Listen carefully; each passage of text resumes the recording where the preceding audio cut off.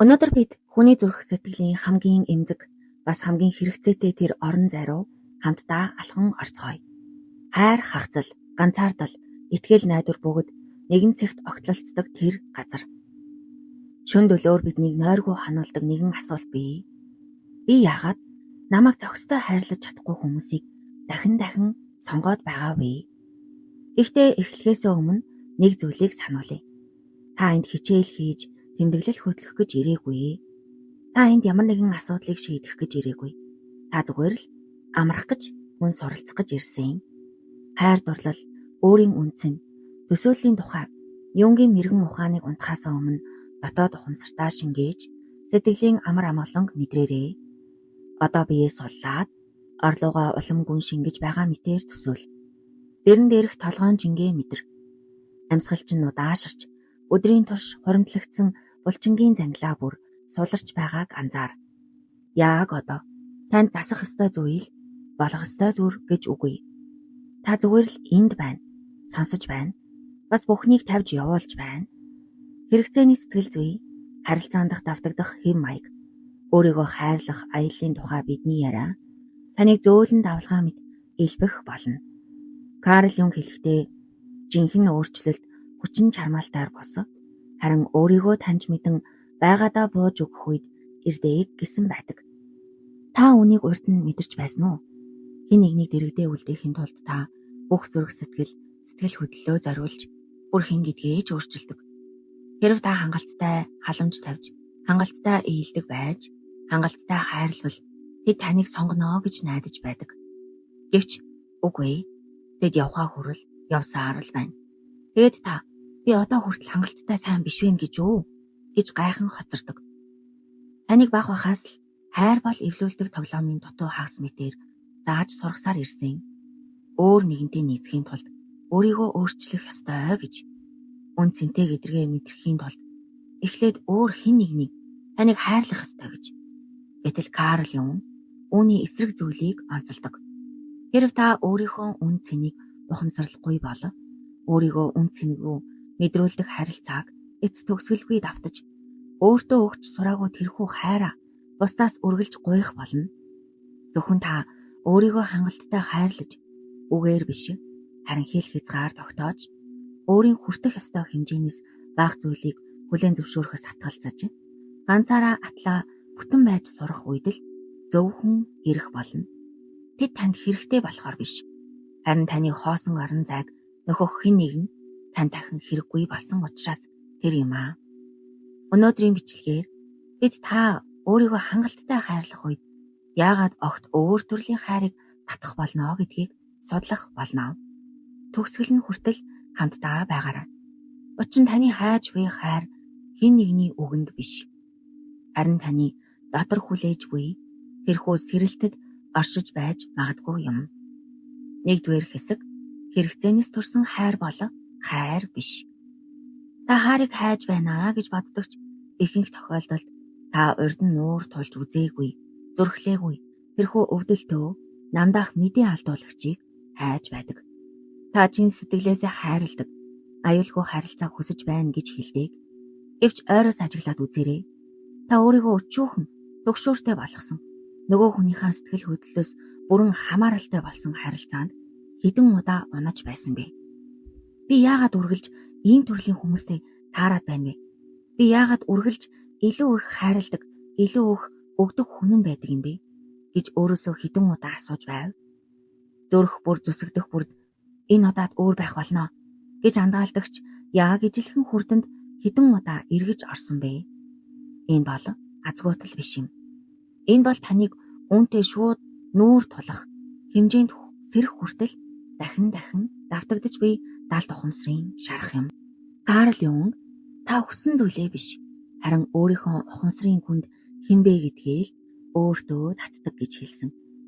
Тэд таны нуусан айдсууд, булагдсан гэмтлүүд болон хязгаарлагдмал итгэл үнэмшлүүд таныг үл үзэгдэх утсаар хөөхөлтэй мэт удирдсаар байдаг.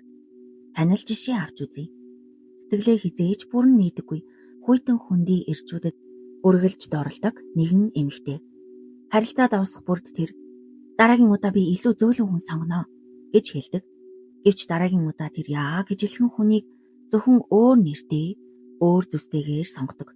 Яагаад? Учир нь тэр өөртөөгөө цаг гаргаж өнгөрүүлээгөө учраас юм. Түүний далд ухамсарын гүнд би бүрэн хайрлагдах үн цэнгүй. Би хичээх ёстой. Би хангалттай сайн гэдгээ батлах ёстой. Тэгж байж л би хайрыг хүртнэ гэсэн хэлээгүй итгэл үнэмшил хадгалагдаж байдаг юм. Тийм учраас тэр хайрлагтахын тулд сонгогдох гэж хичээх ёстой гэсэн тэр мэдрэмжийг нь дахин идэвхжүүлдэг хүмүүс рүү далд ухамсараараа өөрийн ирэхгүй татагддаг байх нь. Энэ бол сэрээгүй оюун санааны хэрцгий бөгөөд аимшигтай урих юм.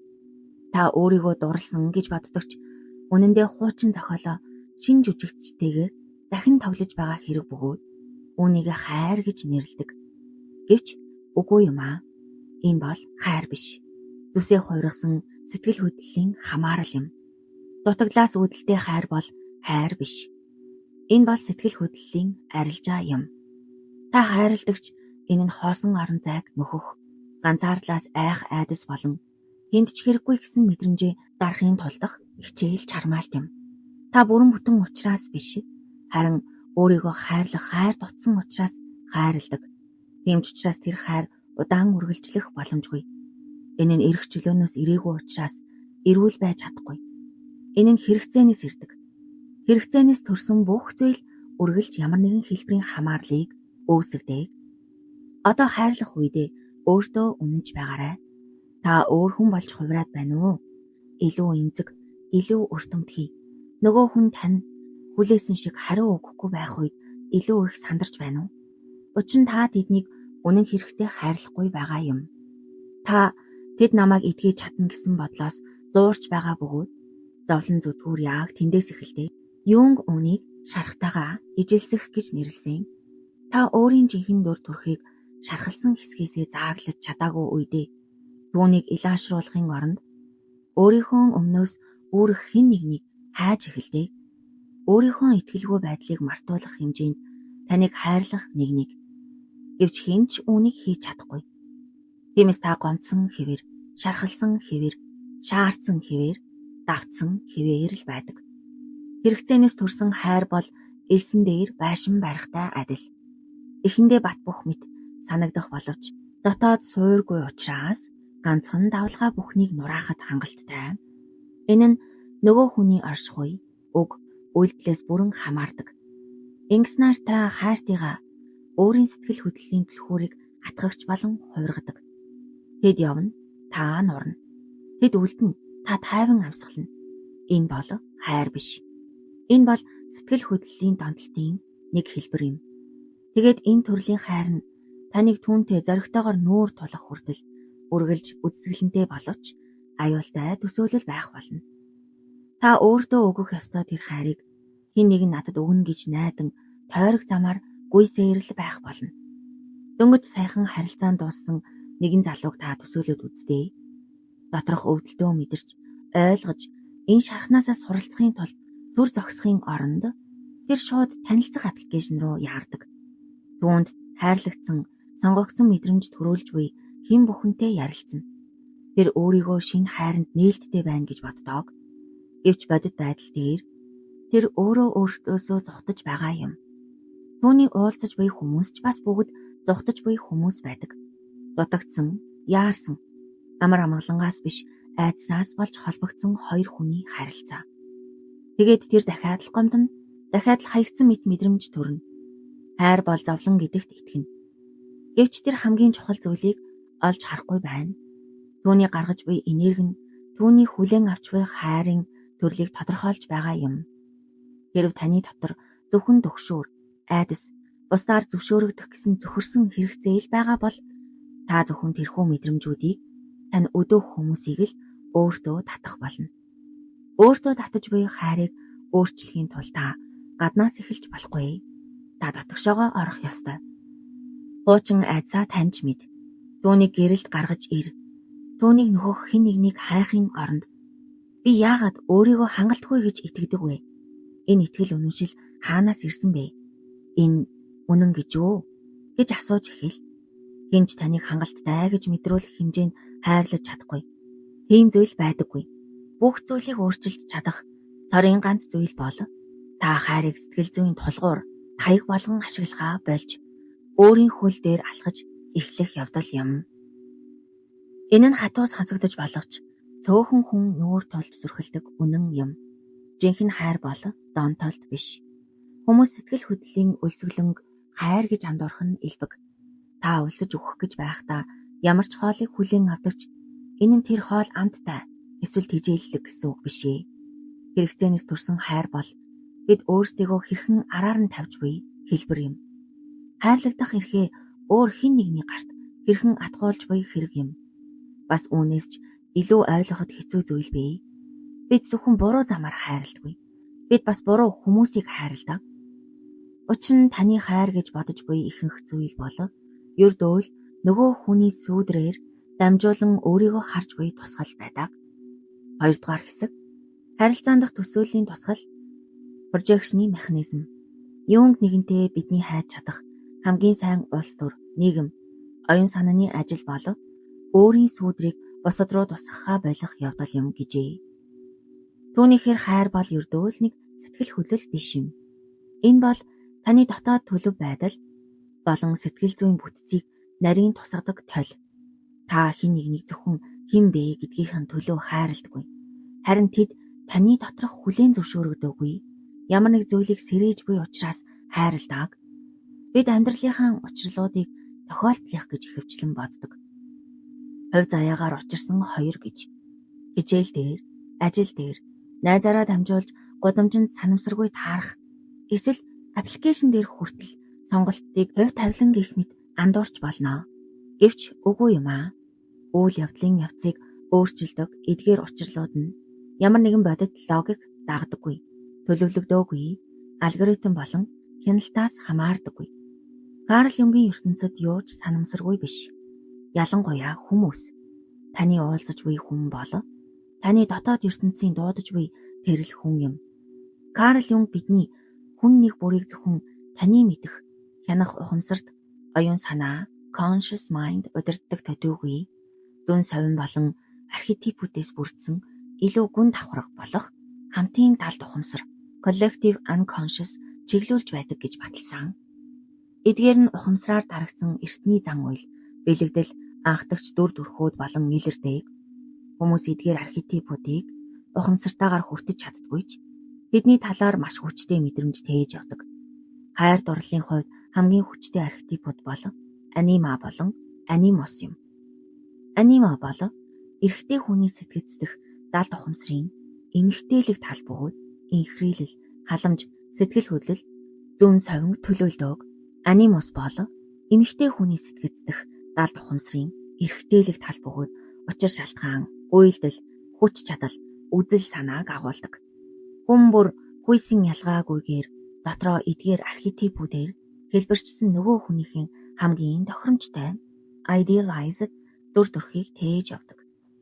Та энэхүү дотоод архетип дүр төрхтэй таарах хэн нэгэнтэй уулзах үедээ зөвхөн татагдаа зогсохгүй. Орчлон ертөнц тэднийг таныг гүйцэхээр илгээсэн мэт тавилангийн мэдрэмжийг авнаа. Ялгаа нь юу вэ гэвэл энэ нь урдаас заяагцсан мэт мэдрэгддэг. Яг л үл үзэгдэх утас хоёр өөр ертөнцийн тусдаа амьдралын туршлагыг холбож буй мэт. Юнг зарим холбоосууд амьдрал тэдэнд нэр өгөхөөс ч өмнө бүрэлдсэн байдаг гэж хэлсэн. Энэ бол яруу найраг биш. Энэ бол далд ухамсарын онол юм. Явдлын гадаргуудаар илүү гүн зүйл ажиллаж байдаг. Юу ч санамсаргүйгээр тохиолддоггүй. Энэ утгаараа санамсаргүй тохиолдол бол замбраагүй зүйл биш. Харин энэ бол хэл юм. Таны хувь заяа гэж нэрлээд байгаа зүйл бол магадгүй гадаад ертөнцтэй харилцаж буй далд ухамсарын хөдөлгөөн төдий юм. Тэд таныг баярлуулах гэж биш. Харин таныг тойлдох гэж тойл болон ирдэг. Хамгийн гол зүйл нь та ямар тавтамж, frequency гаргаж байгаагаа мэдэх шаардлагагүй. Таны далд ухамсар үүнийг таны өмнөөс хийж байдаг. Хайрыг хүсэх, дарагдсан хүсэл тэмүүлэл, өөрийгөө хангалтгүй гэж голдог мэдрэмжүүд, бага насандаа шингээж авсан атлаа, хизээж эргэлзэж байгаагүй тэрхүү итгэл үнэмшлүүд. Энэ бүхэн танаас энерги болон цацагдаж байдаг. Үүний улмаас тантай учирч буй хүн бүр таны хажуугаар зүгээр өнгөрөх гэж бишээ. Харин таны дотоод ертөнцийн хамгийн гүн давхаргыг тусгах гэж ямар нэгэн мессеж тээж ирдэг. Өдөр тутмын амьдралын донд нэгэн хаалга нээгдэх мэт тэд орж ирээд таны доторх унтаа байсан тэр хэсгийг сэрээдэг. Та магадгүй дуу цөөтэй, хүйтэн хүндий. Таныг үл таамсарлаж эсвэл орхиж байгаа тэр мэдрэмж төрүүлэн өвтгдөг нэгэнтэй учирч болно. Гэвч хэрв та гүн гүнзгий бөгөөд үнэнчээр харж чадвал энэ мэдрэмж тэднээс болоогүй гэдгийг олж харах болно. Энэ мэдрэмж таны дотор маш удаан хугацаанд байсаар ирсэн. Өөрийгөө батлахын тулд хайрыг үргэлж хүсэж шаардаж байдаг таны тэрэл хэсэг. Бидний доторх сүүдэр гэрэл рүү гарах зам яг ингэж олддог. Онол эсвэл номоор биш, харин бодит хүмүүс, бодит сэтгэл хөдлөл, бодит өвдөлтөөр дамждаг. Тийм ч учраас өвдөлттэй байсан ч эдгээр учирлууд зайлшгүй шаардлагатай байдаг. Үнэн дээр та хэн нэгэнтэй санамсаргүй таардаггүй. Та өөрт хэрэгтэй хичээлийг зааж өгөх тэрэл зөв хүнтэйгээ уулздаг.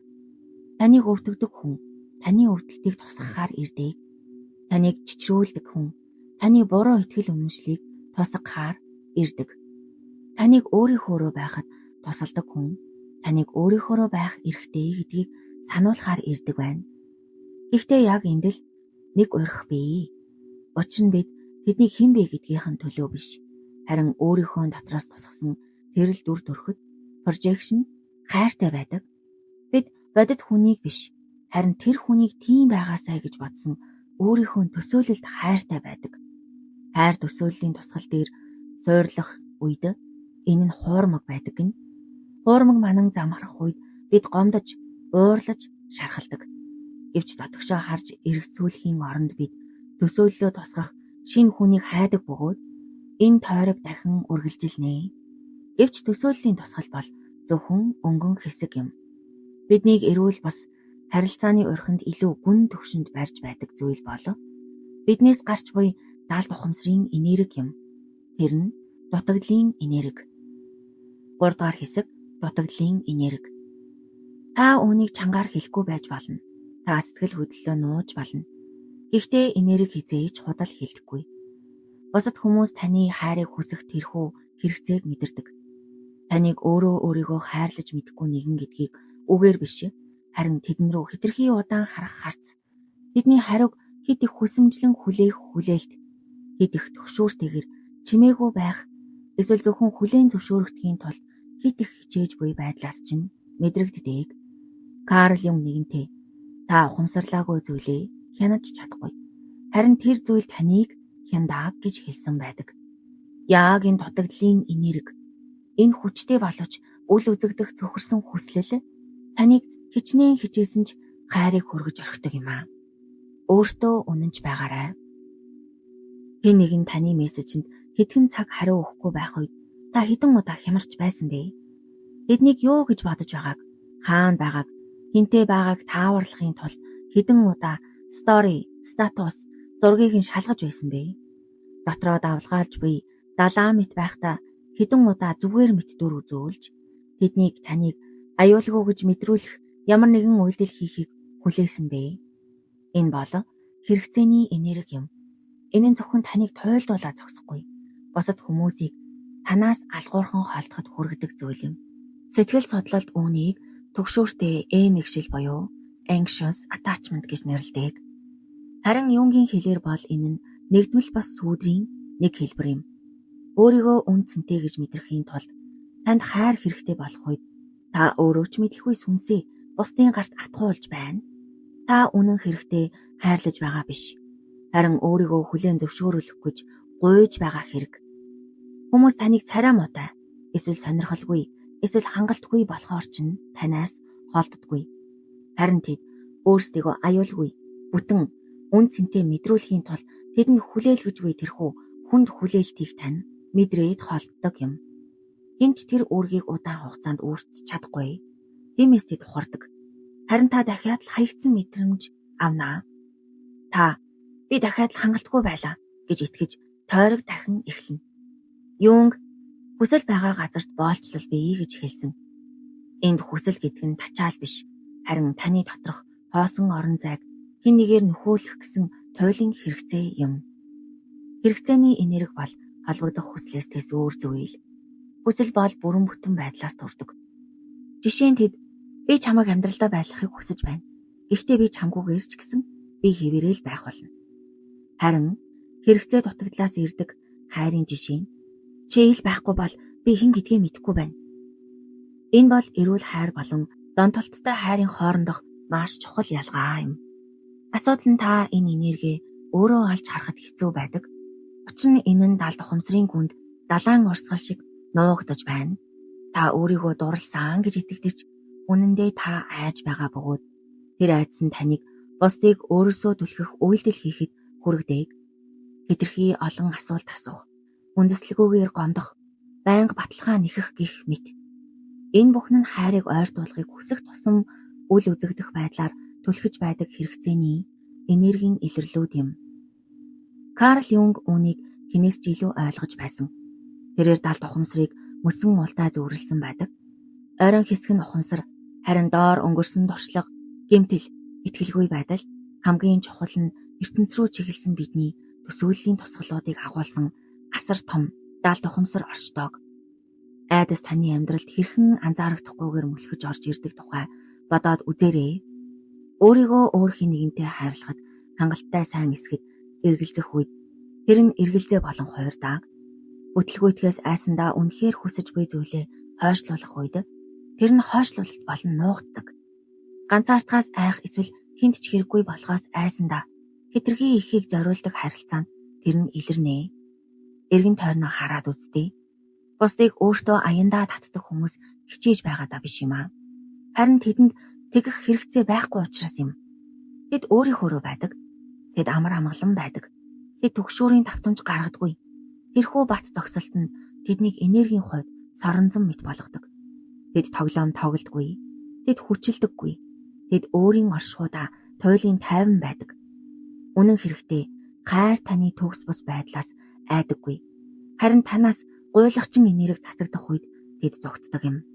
Тэрхүү гуйлд заавал үгээр хэлэгдэх албагүй. Энэ нь таны хэтэрхий удаан хүлээж буй байдал, хэтэрхий амархан уучлж буй байдал, хэтэрхий ихийг золиосолж буй байдал, мөн тэд намайг орхих үе гэсэн айдастаа юуж асууж зүрхлэхгүй байгаа байдлаас чинь харагддаг. Тиймээс хэрв та харилцаандаа байгаа бөгөөд нөгөө хүн тань холдож байгааг мэдрвэл тэднийг буруутгахаас өмнө өөрийнхөө тээж яваа энерги нэг хараад үзээрэй. Та чөлөөт хүний хуваар хайрлаж байна уу? Эсвэл аврал ирж буй нэгний хуваар байна уу? Та амар амгалангаас харилцаж байна уу? Эсвэл сандрал дундаас уу? Та зүрх сэтгэлээ нээж байна уу? Эсвэл зуурч байна уу? Хатуу үнэн гэвэл босод хүмүүс энэ бүхнийг мэдэрдэг. Оюун ухаанаараа биш ч гэсэн харин зүүн совингороо мэдэрнэ. Хүний зүүн совин үл үзэгдэх дарамтаас үргэлж зайлс хийдэг. Хэн нэгэн таныг хайрлаж байсан ч хэрв тэд таны энергид хашигдсан мэт мэдрэмж авбал тэд ухрах болно. Учир нь тэдэнд ч бас өөрийнхөө байх орон зай хэрэгтэй. Хайрыг хадгалж үлдэхийн тулд та илүү их хичээх шаардлагагүй. Та бага хэрэгцээтэй байх хэрэгтэй. Та дутагдлаа нөхөх гэж биш. Харин холбогдохыг хүссэн учраас хайрлаж эхлэх үед та тэсвэр энерги цацруулж эхэлнэ. Өөрийнхөө байгаа аврал ирж хайгаагүй, баталгаа нэхээгүй, зүгээр л оршиж буй нэгний энерги. Гэвч ийм байдлаар бүрэн орших нь зөвхөн зан төлбөө өөрчлөхөөс илүү гүн гүнзгий үйл явцыг шаарддаг. Энэ бол өөрийн жинхэнэ дүр төрх рүүгээ буцах аялал юм. Юнг үнийг индивидуашн буюу хувь хүн болох үйл явц гэж нэрлэсэн.